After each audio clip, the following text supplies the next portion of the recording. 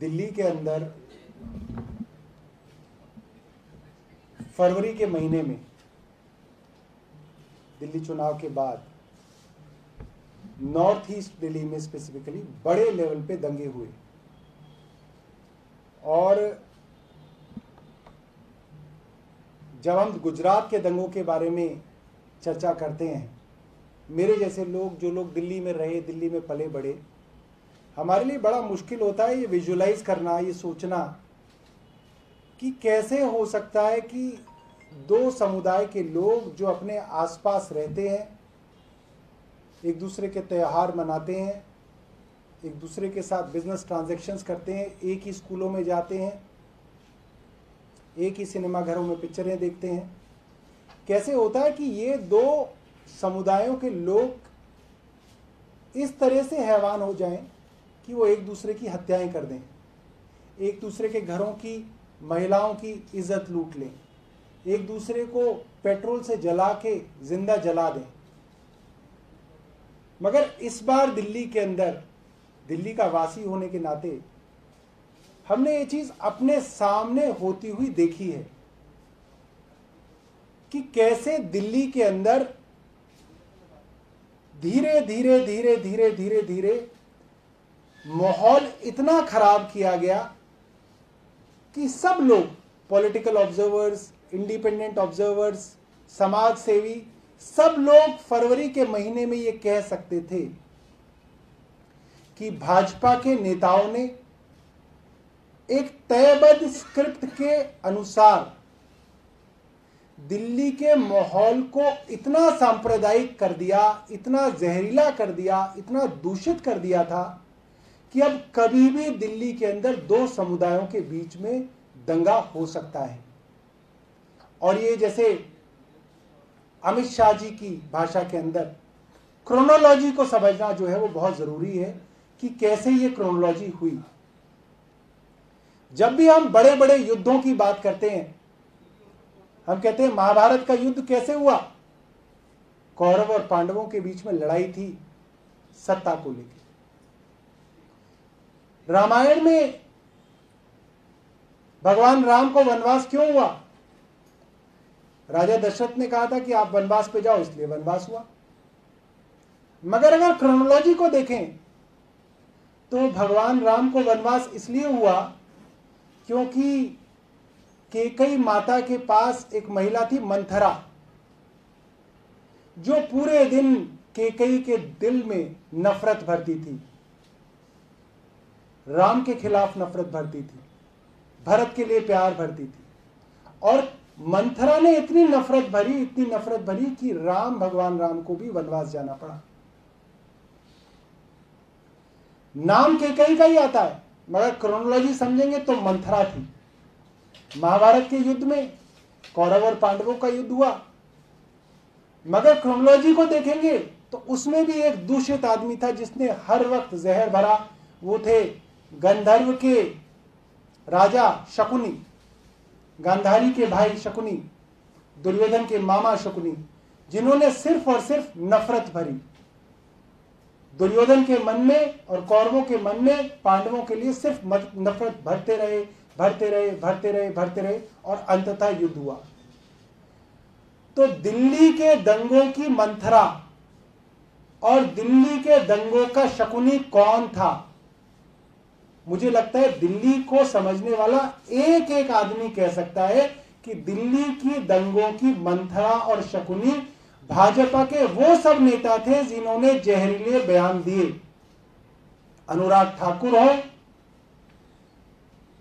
प्रवेश साहिब सिंह वर्मा हो, गिरिराज सिंह हो, योगी आदित्यनाथ हो,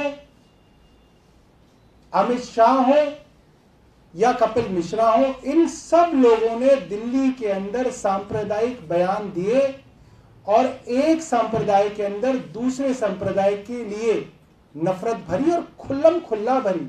खूब टीवी पे रिपोर्ट हुआ, खूब अखबारों में रिपोर्ट हुआ। और आज जब यह बात सामने आ रही है कि शाहीन बाग के ऊपर जो लोग बैठे थे, जो लोग प्रमुखता से शाहीन बाग के प्रोटेस्ट को चला रहे थे, वो भाजपा ज्वाइन कर रहे हैं, तो ये बात साफ हो जाती है, ये साफ हो जाती है कि इन्हीं के लोग इस तरफ हिंदुओं को भड़का रहे थे और इन्हीं के लोग उस तरफ शाहीन बाग में मुसलमानों को भड़का रहे थे। और दंगा कराने के अंदर इन लोगों की और भाजपा की प्रमुख जिम्मेदारी है। हम ये मांग करते हैं, ये सब लोग प्रमुख नेता जिन्होंने भाजपा को ज्वाइन किया है, बताया जाता है कि करीब 50 बड़े बड़े नेताओं ने, शाहीन बाग के प्रोटेस्ट के नेताओं ने जो भाजपा को ज्वाइनिंग करी है, उन सब की जांच होनी चाहिए। वे पिछले 3 महीने से किन किन भाजपा के नेताओं के संपर्क में थे, भाजपा के नेताओं से उनको क्या डायरेक्शंस मिलती थी और शाहीन बाग का प्रोटेस्ट कराने में और उसको जारी रखने में उनकी क्या भूमिकाएं थी। एक बात और मैं करके अपनी बात खत्म करता हूं।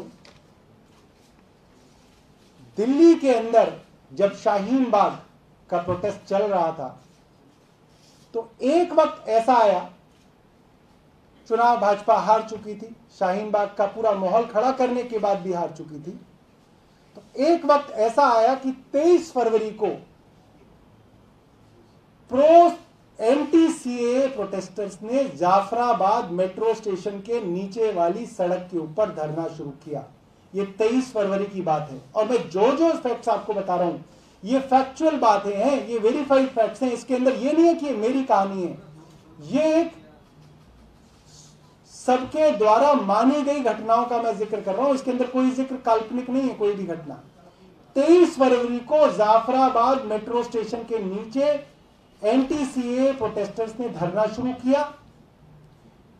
22 फरवरी को ये शुरू किया, 23 फरवरी को 3:30 से 4 बजे के बीच में भाजपा के नेता और जहर से भरे हुए इंसान कपिल मिश्रा वहां पहुंचे और उन्होंने घटिया उग्र बातें कही, सांप्रदायिक बातें कही, हिंदुओं को मुसलमानों के खिलाफ भड़काया। ये बातें डीसीपी पुलिस के सामने कही गई, वीडियो पे रिकॉर्ड पे है, और धमकी दी कि अगर ये खाली नहीं हुआ तो इसके बाद वो इसको अपने हाथों में लेंगे। जब वो वहां पे थे 3:30 से 4 बजे तक, 4 बजे के करीब पत्थरबाजी की घटनाएं शुरू हो गई और फिर रात को उसी दिन 9 बजे से 11 बजे तक झगड़े शुरू हो गए। ये 23 तारीख का वाकया है। 24 तारीख को प्रो सीए और एंटी सीए, मतलब पहले एंटी सीए के लोग बैठे थे, फिर प्रो सीए वाला भी एक ग्रुप वहां आके बैठ गया और ने कहा हम जब तक नहीं जाएंगे जब तक ये दूसरा ग्रुप यहां से नहीं जाएगा। हटने से उन्होंने मना कर दिया। पुलिस मौजूद थी, सिचुएशन खराब हो रही थी। कोई बेवकूफ से बेवकूफ आदमी भी कह सकता था कि अब यहां पे दंगे होने वाले हैं। पुलिस की तरफ से कोई कार्रवाई नहीं की गई और फिर बहुत सारे दंगाई जिन्होंने मुंह पे नकाब लगा रखे थे, हाथों में तलवारें ले रखी थी, हाथों में पेट्रोल बम ले रखे थे, पुलिस की मौजूदगी के अंदर उन्होंने वहां पे दंगा शुरू किया। उसके बाद आप सबको मालूम है 24 तारीख को दोपहर को नॉर्थ ईस्ट दिल्ली के कई इलाकों के अंदर, गोकुलपुरी, कदमपुरी, सब जगह छोटे छोटे झगड़े दंगे शुरू हो गए। रात होते होते सीलमपुर, जाफराबाद, मौजपुर, कदमपुरी, बरबरपुर, गोकुलपुर, शिवपुरी, सब जगह दंगे शुरू हो गए। 25 तारीख को आरएएफ बुलाई गई, फिर भी झगड़े दंगे खत्म नहीं हुए।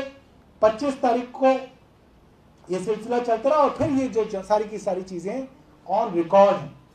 तो मैं आज पूरी जिम्मेदारी से ये बात आपके सामने रखना चाहता हूं कि अब, क्योंकि इस मामले को काफी दिन हो गए हैं, हम शांति से दिल्ली वाले बैठ सकते हैं, सोच सकते हैं, इसके ऊपर ध्यान लगा सकते हैं और समझ सकते हैं किस तरह से भाजपा के लोग दोनों तरफ मौजूद थे। दंगा भड़काने वाले इस तरफ भी और शाहीन बाग जैसे प्रोटेस्ट को भी उनके लोगों ने हाईजैक करने की कोशिश की और उसका फायदा अपनी राजनीति के लिए किया। बहुत बहुत धन्यवाद। अब आपके बीच हमारे एमसीडी के प्रभारी और हमारे पार्टी के सीनियर नेता भाई दुर्गेश पाठक जी एमसीडी उत्तरी नगर निगम के विषय में बात रखेंगे। अब यहाँ जाओ।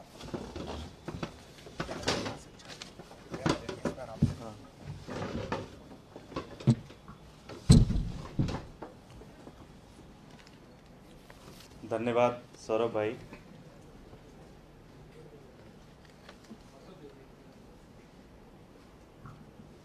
दो 2017 में जब भारतीय जनता पार्टी एमसीडी का चुनाव लड़ रही थी तो उसके दो मेन मुद्दे थे जिसके ऊपर वो दिल्ली की जनता को वादे पे वादा कर रही थी। उनका पहला इशू ये था कि, और वो खुद भी मान रहे थे कि लगभग 10 साल से दिल्ली में एमसीडी के अंदर उनकी सरकार थी और मनोज तिवारी जी और उनके लीडर्स ने माना कि जो हमारे काउंसलर हैं, जो कि लगभग 10 साल से काउंसलर बने हुए हैं, वो सारे के सारे भ्रष्टाचार में पूरी तरह से डूबे पड़े हुए हैं और जनता में बहुत ही अलोकप्रिय हैं। और उन्होंने दिल्ली की जनता से माफी मांगी और कहा कि हम सारे पार्षदों की टिकट काट रहे हैं। और एक नारा वो लेके आए, नए चेहरे नई उड़ान। और उन्होंने कहा कि ये जो नई चेहरे हैं ये दिल्ली की जनता को एक नया उड़ान देंगे। दुर्भाग्य से ये नए चेहरे भ्रष्टाचार में पुराने चेहरों के बाप निकले। इसी तरह से उन्होंने एक दूसरा वादा किया था और वो मनोज तिवारी जी का ही है। उन्होंने कहा था कि दिल्ली की जनता के ऊपर कोई भी नया टैक्स नहीं इंट्रोड्यूस करेंगे, वो कोई भी नया टैक्स नहीं लगाएंगे वो। ऐसा मनोज तिवारी जी ने दिल्ली की जनता को वादा किया। दुर्भाग्य से वो दोनों वादे झूठे निकले। दिल्ली की जनता को उन्होंने धोखा दिया और उसके बदले में दिल्ली की जनता को उन्होंने 3 कूड़े के बड़े बड़े पहाड़ दिए, जो कि भारतीय जनता पार्टी के भ्रष्टाचार और नाकामी का सबसे बड़ा जीता जागता सबूत है दिल्ली के अंदर। साथियों,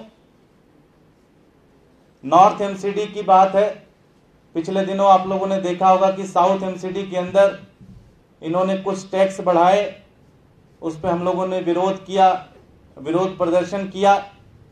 लेकिन उसके बाद भी भारतीय जनता पार्टी के जो नेता हैं वो कल स्टैंडिंग कमेटी के अंदर नॉर्थ एमसीडी के अंदर 4 नए टैक्स, जी हां 4 नए टैक्स दिल्ली की जनता के ऊपर इंट्रोड्यूस करने जा रहे हैं।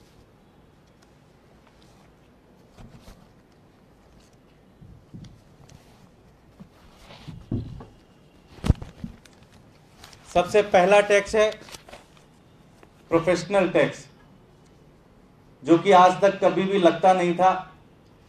अब दिल्ली के अंदर जितने भी नॉर्थ एमसीडी के अंदर जितने भी प्रोफेशनल हैं, इंजीनियर हैं, आर्किटेक्ट हैं, लॉयर हैं, डॉक्टर हैं, वकील हैं, इन सब लोगों को प्रति माह लगभग 200 रुपए इन करप्ट भारतीय जनता पार्टी, भ्रष्ट भारतीय जनता पार्टी के नेताओं को देना पड़ेगा।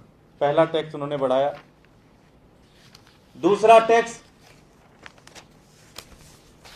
वो बढ़ाने ला रहे हैं बिजली के ऊपर।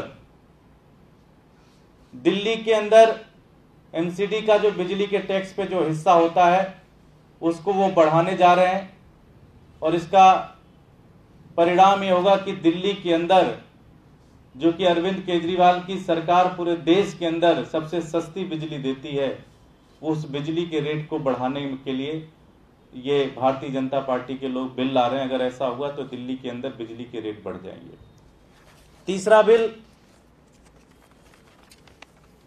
जो कि सबसे खतरनाक है, हाउस टैक्स के ऊपर लेके आ रहे हैं। दिल्ली के अंदर नॉर्थ एमसीडी के अंदर अगर ये बिल पास हो गया तो सभी लोगों को 34% ज्यादा हाउस टैक्स देने पड़ेंगे। 34% ज्यादा हाउस टैक्स देने पड़ेंगे। ये तीसरा प्रस्ताव ये लेके आ रहे हैं। और इनका चौथा प्रस्ताव है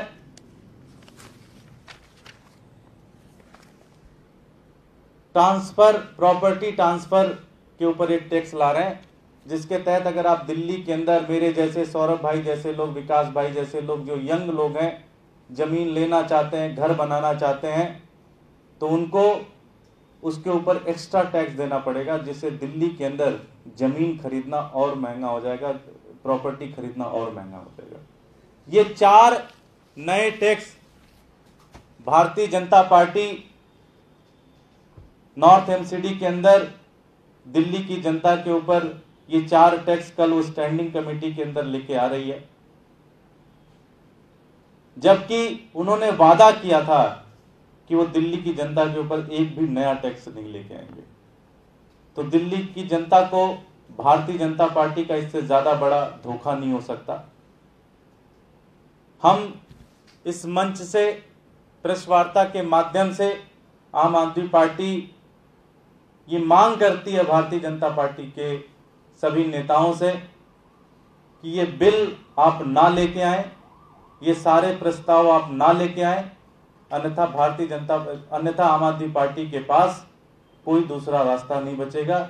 हम दिल्ली की जनता के बीच में जाएंगे और इसका प्रोटेस्ट करेंगे, इसके ऊपर विरोध प्रदर्शन करेंगे, जगह जगह पर लोगों को साथ में लेकर, दिल्ली की जनता को साथ में लेकर बीजेपी के नेताओं के कुकर्म का विरोध करेंगे। कल 2 बजे स्टैंडिंग कमेटी की मीटिंग है सिविक सेंटर में। आम आदमी पार्टी अपने काउंसलरों के माध्यम से, अपने पार्षद और नेताओं के माध्यम से कल उस हॉल के अंदर, जिस हॉल के अंदर ये मीटिंग होती है, उस हॉल के बाहर हम 1 बजे से धरने पे बैठेंगे और हमारी मांग यही है कि ये चारों के चारों बिल, ये चारों के चारों प्रस्ताव जो है उसे वापस लिया जाए। बहुत बहुत धन्यवाद। कोई प्रश्न? Thank you.